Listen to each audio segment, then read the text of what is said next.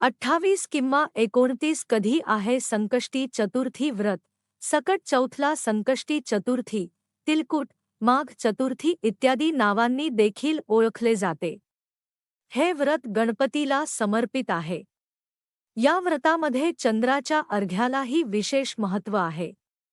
या व्रताचे पालन केल्याने बाधा दूर करणारा गणेश मुलांचे सर्व त्रास दूर करतो.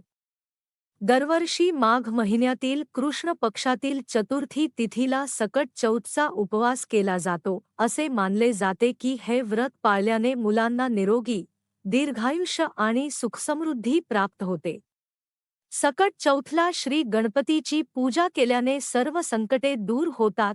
या सणाच्या दिवशी माता आपल्या मुलांच्या दीर्घायुष्यासाठी आणि कुटुंबात सुखसमृद्धीसाठी प्रार्थना करण्यासाठी उपवास करतात.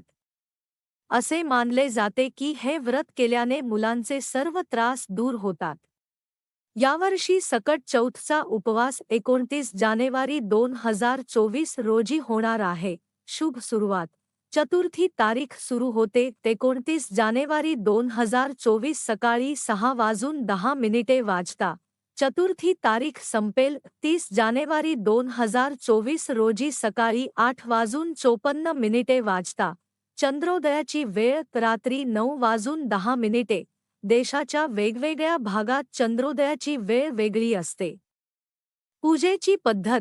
1. सकाळी स्नान करून श्रीगणेशाचे ध्यान करून पूजा करावी. 2. यानंतर सूर्यास्तानंतर आंघोळ करून स्वच्छ कपडे घाला. 3. गणेशाच्या मूर्तीजवळ पाण्याने भरलेला कलश ठेवा. 4. उदबत्ती, दिवा, नैवेद्य, तीळ, लाडू, रताळे, पेरू, गूळ आणि तूप अर्पण करा. 5. काही ठिकाणी तिळकूट बकराही बनवला जातो.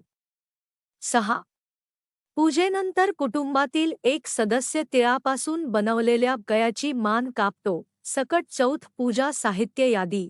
सकट चौथच्या पूजेसाठी लाकडी चौकटी, पिवळा धागा, सुपारी, गंगाजल, लवंग, वेलची, सिंदूर, अक्षत, माऊली, अत्तर, रोळी, मेहंदी, 21 गाठी दुर्वा, लाल फुले, देवाची मूर्ती किंवा मूर्ती.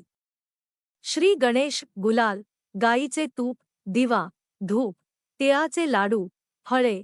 सकट चौथ व्रत कथेचे पुस्तक. चंद्राला अर्घ्य देण्यासाठी दूध, गंगाजल, कलश, साखर. सकट चौथ व्रतात सुपारीच्या वापराचे महत्त्व. शास्त्रानुसार भगवान श्री गणेशाच्या पूजेमध्ये सुपारीच्या पानाचा वापर केल्यास सर्व प्रकारच्या मनोकामना पूर्ण होतात. असे मानले जाते की देवी लक्ष्मीला सुपारीचे पान देखील आवडते.